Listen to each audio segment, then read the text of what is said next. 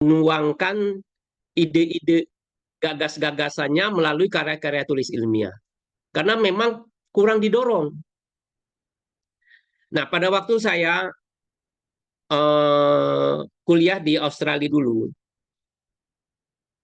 saya kerja memang di master, di S2. Itu selama 4 semester itu, kira-kira hampir 20 mata kuliah yang saya ambil, itu hanya satu mata kuliah saya yang ujian. Selebihnya itu penilaiannya itu semuanya dari makalah, dari karya tulis ilmiah. Jadi di sana sudah terbiasa sekali dosen itu menilai kemampuan mahasiswa itu dari bagaimana mereka menuangkan ide, gagasan-gagasannya, menyerap apa yang sudah disampaikan, materi-materi yang sudah disampaikan oleh dosen, tapi dibuat dalam bentuk karya tulis ilmiah, bukan melalui proses-proses ujian. Nah, oleh karena itu memang agak kurang kondusif suasana pendidikan di negara kita ini dalam mendorong siswa atau mahasiswa untuk menghasilkan karya-karya tulis ilmiah. Tentu kalau tidak ada imbalannya, tidak ada rewardnya, ya siswa atau mahasiswa akan tidak akan terangsang, tidak akan terdorong untuk termotivasi untuk menghasilkan karya tulis ilmiah karena memang itu kan perlu pemikiran. Oleh karena itu, menurut hemat saya, salah satu cara yang paling sederhana untuk mendorong siswa atau mahasiswa agar terbiasa menyusun karya tulis ilmiah adalah dengan mengikuti lomba-lomba karya tulis ilmiah atau lomba esai ilmiah atau apa saja lomba-lomba yang bersifat menghasilkan karya-karya tulis ilmiah. Itu banyak sekali. Jadi kawan-kawan silakan dicari saja di internet, tulis saja, ketik di situ lomba karya tulis ilmiah atau lomba esai ilmiah atau lomba KTI. Silakan nanti akan bertemu dengan banyak banyak eh, lembaga yang menyelenggarakan lomba karya tulis ilmiah. Mudah-mudahan dengan mengikuti lomba inilah akan lebih mendorong para siswa atau mahasiswa menghasilkan karya tulis ilmiah. Ini coba lanjut. Saya saya waktu membuat presentasi ini coba men-searching, mencari salah satu dapat ini. Nah, ini ada satu eh, bertemu oleh saya lomba karya tulis ilmiah yang diselenggarakan oleh kelewatan ya, ya. Ini penyelenggaranya Dinas Pendidikan dan Kebudayaan Provinsi Jawa Tengah. Temanya pemanfaatan cagar budaya daerah sebagai sumber daya daerah. Ini pesertanya siswa nih bertepatan kemarin karena saya pikir tadi pesertanya banyak SMA, jadi saya ambil salah satu yang pesertanya siswa. Tapi yang pesertanya mahasiswa juga banyak. Silakan cari saja. Jadi ini penerimaan KTI-nya tanggal 8 Juli tanggal 2024. Ini hadiahnya lumayan. 5 juta juara 1, juara 2 4 juta, juara 3 3 juta. Nah, mudah-mudahan dengan mengikuti lomba-lomba karya tulis ilmiah begini, itu akan lebih memberikan motivasi kepada kawan-kawan SMA maupun siswa SMA maupun mahasiswa untuk berlatih mengasah kemampuan untuk menghasilkan gagasan-gagasan baru. Gagasan-gagasan baru dengan pendekatan-pendekatan ilmiah. Lanjut. Nah, berikut ini seterusnya saya akan sedikit menjelaskan bagaimana kiat-kiat untuk mengikuti suatu lomba karya tulis ilmiah agar kawan-kawan bisa menghasilkan tulisan-tulisan yang memang bisa bersaing. Dari pengalaman saya ya, uh, berapa kali itu 2-3 kali saya menjadi ketua dewan juri lomba karya tulis ilmiah untuk mahasiswa maupun siswa SMA di tingkat provinsi Jambi yang diselenggarakan oleh Balitbangda. Itu biasanya setiap bulan Agustus dalam rangka peringatan Hari Teknologi Nasional, Teknas. Itu untuk provinsi Jambi itu terakhir seingat saya tahun 2019 saya menjadi dewan juri. Untuk tingkat provinsi itu pesertanya itu untuk mahasiswa itu sekitar 23 orang. 23 orang, sedangkan untuk SMA itu cuma 24 orang. Coba bayangkan bagaimana apa rendahnya minat siswa dan mahasiswa di Provinsi Jambi. Mudah-mudahan sekarang tidak begitu lagi terhadap lomba-lomba karya tulis ilmiah ini. Itu pun dari sisi kuantitas sejumlah, apalagi dari sisi kualitasnya, karya tulisnya, itu boleh dikatakan semua hampir sebagian besar itu tidak tidak mencerminkan lah gitu apa yang kita harapkan, terutama dalam menjawab tema yang sudah dibuat oleh panitia. Nah, ini beberapa kiat yang perlu kawan-kawan perhatikan jika ingin mengikuti suatu lomba karya tulis ilmiah atau lomba esai ilmiah. 3 hal penting ini yang menurut hemat saya perlu diperhatikan. Yang pertama itu tema. Jadi berbeda dengan lomba-lomba karya ilmiah, misalnya menemukan apa cara pengobatan penyakit kanker atau segala macam itu beda. Kalau lomba karya tulis ilmiah itu biasanya panitia selalu menetapkan tema. Oleh karena itu peserta harus perhatikan temanya. Jadi sebelum peserta tahu apa tema suatu lomba karya ilmiah, kawan-kawan belum bisa menulis suatu karya tulis ilmiah untuk diikutsertakan dalam suatu lomba. Jadi kita harus menjawab tema. Perhatikan betul tema itu. Nah, jadi saya katakan tadi pengalaman saya pada waktu menjadi Dewan Juri lomba di Provinsi Jambi tahun 2019, itu sebagian besar mereka tidak memperhatikan tema. Jadi mereka menulis apa saja yang ingin mereka tulis gitu. Ini akan menurunkan nilai. Jadi kita harus mengacu kepada tema. Itulah gunanya panitia membuat tema agar kita bisa menjawab dengan melalui tulisan kita. Nah, kemudian tentu gagasan kita harus ilmiah. Gagasan ilmiah itu harus mengacu kepada rujukan-rujukan ilmiah. Jadi nggak boleh kita mengeluarkan pendapat dengan berdasarkan perasaan kita, berdasarkan opini kita. Harus mengacu kepada rujukan-rujukan ilmiah. Nanti akan saya jelaskan apa itu rujukan ilmiah di belakang. Yang ketiga yang tidak kalah pentingnya, tulisan kita itu harus enak dibaca. Namanya tulisan, mau di kan yang kita inginkan tulisan itu kan dibaca oleh orang. Nah, kalau orang membaca tulisan kita, dia pusing, dia bolak-balik baca tapi tidak paham apa yang kita sampaikan, itu berarti tidak enak dibaca. Harus ada seni untuk menulis bagaimana supaya enak dibaca gitu. Jadi jangan mentang-mentang tulisan ilmiah terus kita tulis seenak-enaknya saja, kalimatnya panjang, bertumpang tindih, tidak tahu mana koma, mana titik. Nah, itu juga tidak baik. Karena ini tulisan produknya ya harusnya enak produk itu gitu. Satu hal yang penting bagaimana membuat agar suatu tulisan enak dibaca.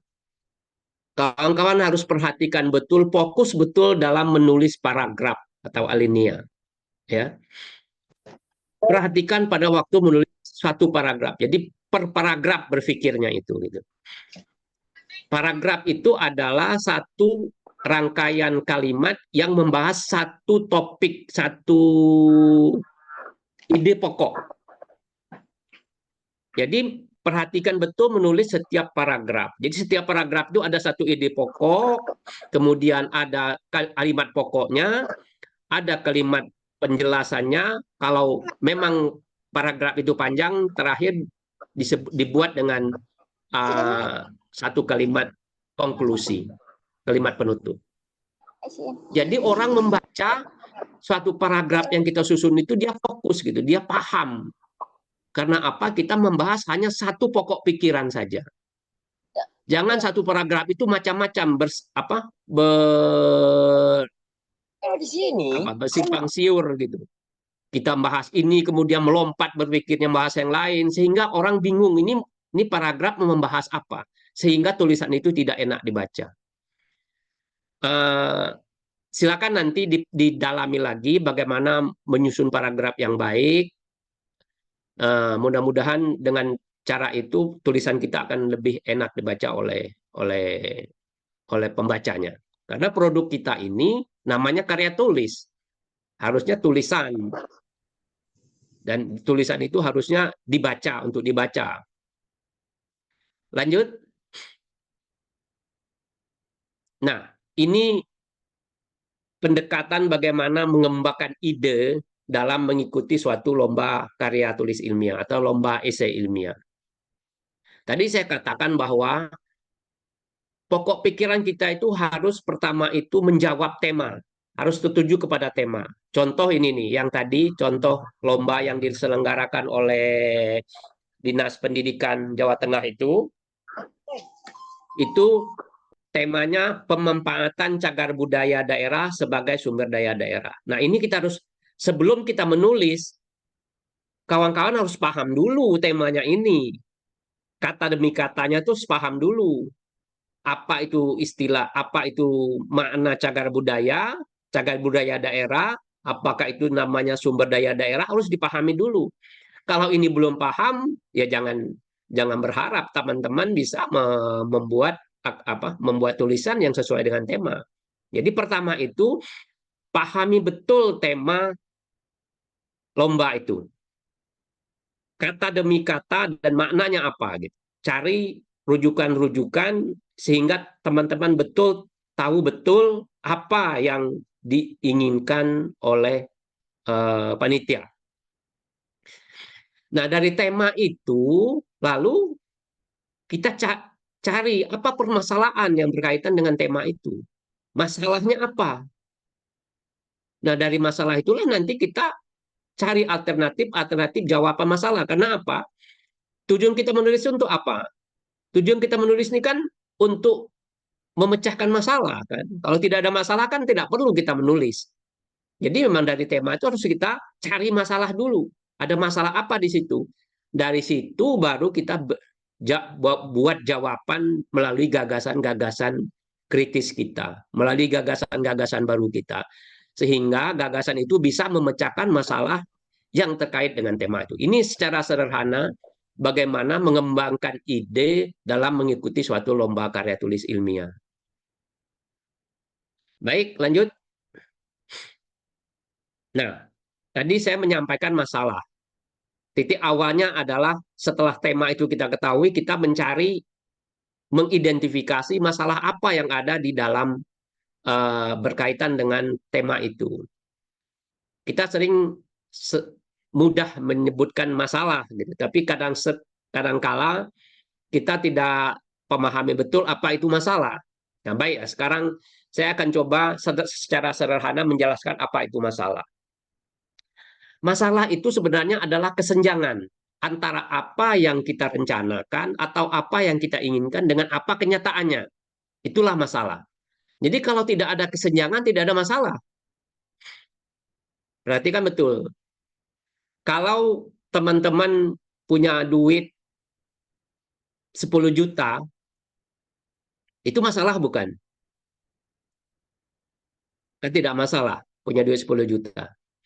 Tetapi kalau dengan duit 10 juta, teman-teman ingin membeli motor harganya 15 juta, baru muncul masalah.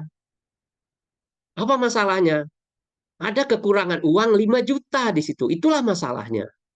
Jadi masalah itu bukannya karena harga motor 15 juta, bukannya karena teman-teman punya duit 10 juta, tetapi ada kesenjangan 5 juta untuk membeli motor yang harganya 15 juta. Itulah masalah. Nah, dalam menyusun suatu masalah dalam penulisan karya ilmiah, pola pikirnya harus begitu. Jadi harus dua pembanding. Ada kesenjangan. Kalau nggak ada kesenjangan, ya nggak ada masalah. Misal, di suatu daerah, eh, pemerintah daerah mentargetkan angka kemiskinan pada tahun 2024 misalnya maksimal 13%. Tahu-tahu di daerah itu angka kemiskinan pada akhir tahun 2024 masih tetap 15%.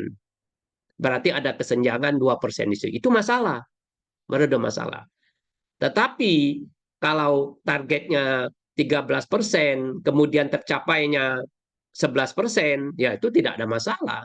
Berarti di situ di satu wilayah itu kemiskinan tidak masalah. Pemerintah daerah tidak punya masalah berkaitan dengan upaya untuk me, apa, me, menekan angka kemiskinan. Nah, ini beberapa bagaimana proses untuk merumuskan suatu masalah. Yang pertama, mendefinisikan masalah. Kita harus punya definisi yang benar dulu. Jangan sembarang kita mengatakan, sekarang kan seringkali orang mengatakan, oh remaja sekarang ini, kenakalan remaja meningkat gitu. Nah, kita harus definisikan benar, definisikan betul apa itu kenakalan remaja. Apa itu kenakalan remaja? Jangan apa? Jangan hanya beropini mengatakan bahwa oh remaja sekarang kenakalannya meningkat karena sering kita melihat di TV anak-anak tawuran. Ya tapi apakah eh, itu dapat kita kategorikan sebagai kenakalan remaja misalnya? Nah, setelah kita mendefinisikan masalah yang ingin kita rumuskan, lalu baru kita menentukan indikatornya. Harus ada indikatornya. Misal kenakalan remaja apa indikatornya? Yang paling sederhana misalnya berapa banyak eh, apa remaja yang terlibat dalam tindakan pidana misalnya. Harus ada indikator. Baru kita mencari data atau informasi tentang indikator itu. Baru kita cari informasi mengenai kalau misalnya tadi jumlah remaja yang terlibat dalam kegiatan yang yang terlibat dalam kegiatan pidana misalnya ya kita cari informasinya di kantor polisi misalnya. Lalu kita baru tentukan ada tidaknya kesenjangan, ada nggak selisih di situ. Nah, kesenjangan ini bisa seperti tadi, sangat kuantitatif ya. Misalnya tadi yang saya katakan eh, dengan apa target angka kemiskinan dibandingkan dengan realisasi angka kemiskinan. Tetapi bisa juga bersifat subjektif. Misalnya begini, yang kita harapkan itu misalnya tingkat kelulusan mahasiswa SLTA di Provinsi Jambi itu selalu meningkat gitu. Tanpa ada target angka. Yang penting setiap tahun itu meningkat. Nah, sekarang kita bandingkan saja misal kalau kita ingin membuktikan ada masalah apa tidak, meningkat atau tidak gitu. Kalau selalu meningkat dari tahun nilai tingkat kelulusannya pada tahun 2023 lebih tinggi daripada tahun sebelumnya, berarti target itu sudah tercapai.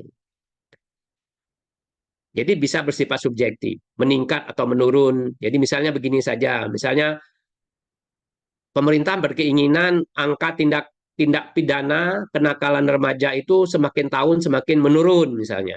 Nah, sekarang kita lihat angkanya setiap tahun menurun atau meningkat. Kalau meningkat berarti ada masalah di situ. Tapi kalau ada dia terus menurun berarti tidak ada masalah. Jadi bisa permasalahan itu kesenjangan itu bisa bersifat sangat kuantitatif, bisa bersifat subjektivitas meningkat atau menurun atau membaik terus dan segala macam. Lanjut. Nah, ini untuk membuat satu gagasan ilmiah. Ada dua metode yang umum yang digunakan untuk membuat kesimpulan dari informasi-informasi yang kita miliki secara ilmiah. Pertama itu dengan menggunakan pendekatan induktif. Itu yang sebelah kiri. Induktif itu digambarkan seperti senter, membesar dia, membesar. Jadi dari satu eh, informasi, satu rujukan, kita membuat kesimpulan beberapa apa ya, beberapa kesimpulan yang memenuhi kaidah-kaidah ilmiah induktif itu tadi. Contoh misal begini secara sederhana. Misalnya ada teori yang mengatakan setiap logam itu jika dipanaskan dia memuai. Itu ada satu teori begitu. Kalau logam dipanaskan dia akan memuai. Nah, jadi kalau kita menemukan besi, dia logam, pasti mengikuti azas itu. Dia kalau dipanaskan dia akan memuai. Kalau kita ketemu emas, karena emas logam, ya dia pasti kalau dipanaskan akan memuai. Tidak perlu lagi kita cari teori-teori mengenai besi. Tidak perlu lagi kita cari mengenai pemuaian teori mengenai emas. Tidak perlu. Karena dari situ tadi kita bisa induksi. Kita bisa ambil membuat kesimpulan induktif bahwa kalau logam, apapun logamnya, dia kalau dipanaskan akan memuai. Nah, kemudian ada pendekatan deduktif. Deduktif itu seperti digambarkan seperti apa nih? Kaca pembesar. Dia memfokuskan. Kebalikannya, kebalikannya dari berbagai informasi, dari berbagai rujukan-rujukan, lalu kita membuat kesimpulan yang lebih kecil. Misalnya begini, manusia, makhluk hidup, dia membutuhkan air. Hewan, makhluk hidup, dia membutuhkan air. Kemudian tanaman membutuhkan air. Lalu kita buat kesimpulan secara deduktif bahwa makhluk hidup itu membutuhkan air. Itu cara berpikirnya. Jadi mengecil dia. Nah, dua pendekatan-pendekatan inilah yang nanti kawan-kawan gunakan dalam membuat apa gagasan-gagasan ilmiah dari informasi-informasi yang kawan-kawan dapat. Paling umum nanti menggunakan pendekatan deduktif, karena biasanya kita menggunakan rujukan, mencari literatur, didapat ini, hasil penelitian ditemukan ini, hasil penelitian ditemukan ini, lalu kita gabung-gabung, lalu kita membuat kesimpulan, membuat satu gagasan baru untuk untuk memecahkan masalah yang sudah kita rumuskan sebelumnya. Lanjut, lanjut. Nah, ini saya ingin mengingatkan kepada kawan-kawan untuk menghindari uh, praktik plagiarisme. Plagiarisme. Jangan sekali-kali kawan-kawan berpikir untuk melaksanakan plagiarisme. Plagiat itu nyontek. Jangan ada niat sedikit pun untuk membuat karya tulis ilmiah dengan cara mencontek. Di samping itu memang suatu tindakan tercela yang sangat dimusuhi dalam pengembangan ilmu pengetahuan dan teknologi. Kemudian juga tentu tidak akan mendidik kawan-kawan untuk mengembangkan gagasan-gagasan baru. Sekarang sudah ada alat yang program banyak aplikasi yang bisa digunakan oleh panitia-panitia lomba untuk mengecek apakah suatu tulisan itu eh, plagiat atau bukan gitu. Banyak sekarang nggak ininya. Plagiat dalam pengertian ini ada dua macam. Plagiat yang sengaja, kalau sengaja ya jelas salah. Kadang-kadang teman-teman tidak sengaja pun itu bisa terperangkap dalam plagiarisme. Oleh karena itu kawan-kawan kalau menulis harus tahu betul aturan-aturan bagaimana untuk terhindar dari plagiat. Silakan nanti pelajari. Yang penting jangan ada niat untuk nyontek, itu dulu. Bikinlah kalimat dengan kalimat kita sendiri. Itu pun kadang-kadang tidak sengaja kita buat, tetapi sama dengan ada tulisan orang lain yang sudah dipublikasi, itu bisa kita juga terperangkap kepada plagiat. Jadi kadang jangankan sengaja, apalagi tidak sengaja pun kadang-kadang plagiat bisa kita terkena tuduhan plagiat itu. Tapi saya ingin mengingatkan kawan-kawan, perhatikan betul hal ini, usahakan betul menggunakan pikiran kawan-kawan sendiri untuk membuat tulisan yang original dari pemikiran kita. Karena memang tujuan kita bukan semata-mata untuk supaya kita bisa memenangkan suatu lomba, tetapi juga bagaimana mengasah etika, mengasah cara pola hidup, dan mengasah gagasan-gagasan kita agar terbiasa dengan hal-hal yang inovatif. Gitu. Lanjut. Nah, ini eh, sumber-sumber rujukan yang perlu kawan-kawan perhatikan, yang perlu kawan-kawan gunakan. Kalau menggunakan apa dalam menyusun suatu karya tulis ilmiah, rujukan yang kita gunakan itu harus rujukan-rujukan yang kredibel, yang terpercaya. Rujukan yang utama itu pertama itu adalah data resmi. Misalnya kita ngambil data dari BPS, dari kementerian, atau dari lembaga-lembaga yang yang apa? Yang memang secara resmi kita ambil. Yang kedua jurnal. Nah, jurnal ini kalau kawan-kawan mahasiswa saya pikir tahu udah jurnal. Jurnal ini adalah terbitan berkala yang diterbitkan oleh lembaga atau perguruan tinggi yang sifatnya spesifik gitu untuk suatu tema-tema tertentu. Misalnya begini, ada jurnal Jalan dan Jembatan. Judulnya Jurnal Jalan dan Jembatan. Itu kalau dulu diterbitkan oleh lembaga penelitian Kementerian PUPR. Sekarang tidak ada lagi. Mungkin BRIN yang menerbitkan. Nah, itu dia hanya mengpublikasi artikel-artikel hasil penelitian yang berkaitan dengan jalan dan jembatan saja. Jadi kalau jurnal itu kecil-kecil fokusnya. Jadi harusnya seorang ahli, kalau kawan-kawan nanti misalnya menjadi ahli bidang tertentu, kawan-kawan itu harus membaca jurnal-jurnal sesuai di bidang keahlian saudara, kawan-kawan. Karena apa? Karena dari jurnal itulah kita bisa tahu bagaimana kemajuan perkembangan ilmu pengetahuan dan teknologi berkaitan dengan bidang keahlian itu.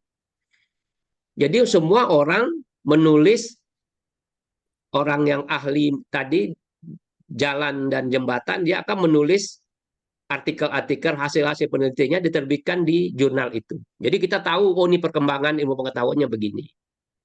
Nah, jurnal itu menjadi salah satu sumber rujukan yang kredibel, yang dapat dipercaya. Karena apa? Tidak semua orang bisa menerbitkan karya tulisnya di jurnal. Tidak. Dia diseleksi dulu oleh editor. Ada timnya. Jadi setiap jurnal itu ada editornya. Jadi itu semakin terkenal suatu jurnal, itu semakin susah orang untuk menerbitkan karya tulisnya di situ. Jadi memang sudah terseleksi gitu. Malah pada jurnal-jurnal yang internasional yang sudah terakreditasi tinggi, itu kalau kita ingin menerbitkan karya tulis kita harus bayar mahal. Nah, oleh karena itu jurnal itu lebih kredibel daripada buku. Makanya buku saya taruh paling bawah. Kenapa? Buku itu semua orang bisa menerbitkan buku. Kawan-kawan punya modal 15 juta bisa menerbitkan buku tanpa ada editor. Nah, oleh karena itu kalau buku mau kita gunakan sebagai sumber pustaka, kita harus hati-hati betul. Harus lihat betul buku yang bagaimana. Biasanya buku yang merupakan acuan apa buku-buku textbook untuk pendidikan misalnya mata kuliah tertentu. Nah, itu yang mungkin bisa kita percaya. Jadi kita kalau buku kita harus hati-hati betul untuk mencari apa ke kredibilitasnya gitu. Kemudian proceeding. Proceeding ini oh ini tadi jurnal itu untuk jurnal-jurnal yang terbit di Indonesia, yang diterbitkan oleh lembaga-lembaga penelitian di Indonesia atau perguruan tinggi di Indonesia, itu dapat kawan-kawan cari di ini nih, di portal Garuda Kemdikbud Go ID. Di situ ada sekitar 22.000 jurnal yang bisa kawan-kawan, macam-macam jurnal, jurnal SMK, jurnal macam-macam, silakan nanti dipilih sesuai dengan bidang keahliannya. Psikologi, segala macam jurnal. Jadi bisa kawan-kawan cari di situ materi-materi sesuai dengan apa yang eh, pokok bahasan yang ingin kawan-kawan cari sebagai acuan. Kemudian yang keempat itu proceeding. Proceeding itu kumpulan dari hasil-hasil seminar. Jadi biasanya makalah hasil seminar itu diterbitkan secara resmi dalam satu kumpulan yang disebut dengan proceeding. Ini biasanya karena seminar umumnya dilaksanakan oleh perguruan-perguruan tinggi, bisa juga kawan-kawan cari melalui repositori perguruan tinggi. Jadi setiap perguruan tinggi itu ketik saja repositori Universitas Jambi, Unja misalnya, bisa nanti dicari di situ. Ada ditemukan proceeding, termasuk juga jurnal-jurnal yang diterbitkan oleh perguruan tinggi itu. Nah, kalau untuk buku, kawan-kawan bisa dengan mudah juga meminjam buku melalui perpustakaan virtual ini, IPUSNAS. Silakan nanti buka aplikasinya, silakan diunduh aplikasinya IPUSNAS. Ini aplikasi yang dimiliki oleh Perpustakaan Nasional Pusat. Jadi kawan-kawan bisa minjam buku sini, banyak buku novel segala macam ada, persis seperti perpustakaan, tapi dia virtual. Kawan-kawan bisa minjam buku maksimal 3 buah buku, bisa pinjam di sana. Nanti diberi waktu 3 hari untuk membacanya. Kalau 3 hari sudah selesai, buku itu langsung hilang nanti di rak di aplikasi kawan-kawan. Silakan dimanfaatkan ini, mudah sekali, enak, dan kita kalau ada waktu luang, kita bisa mencari buku-buku yang apa yang kita inginkan, bisa kita download, bisa kita unduh, kemudian kita baca. Banyak buku yang menarik tersedia di IPUSNAS ini. Lanjut, mungkin habis. Kawan-kawan, saya ada beberapa video dan beberapa tulisan di blog saya. Silakan dibuka di blog itu, di blog saya. Silakan dibaca nanti kiat-kiat untuk mengikuti lomba karya tulis ilmiah. Ada beberapa materi di situ. Silakan kawan-kawan pelajari. Dan jika kawan-kawan masih ingin berkomunikasi dengan saya bisa juga melalui surel, melalui email. Itu saya selalu terbuka untuk berdiskusi dengan kawan-kawan. 50 menit saya pikir sudah cukup panjang. Mudah-mudahan bisa memberikan maaf pada kawan-kawan untuk lebih mengasah kemampuan-kemampuan ilmiah melalui menulis gagasan ilmiah melalui karya tulis ilmiah, terutama dengan mengikuti lomba-lomba karya tulis ilmiah yang banyak tersedia yang bisa kawan-kawan cari di internet. Itu saja, Naila. Mudah-mudahan bisa kita lanjutkan dengan diskusi. Mudah-mudahan kawan-kawan bisa bermanfaat untuk kawan-kawan semua. Terima kasih. Wassalamualaikum warahmatullahi wabarakatuh.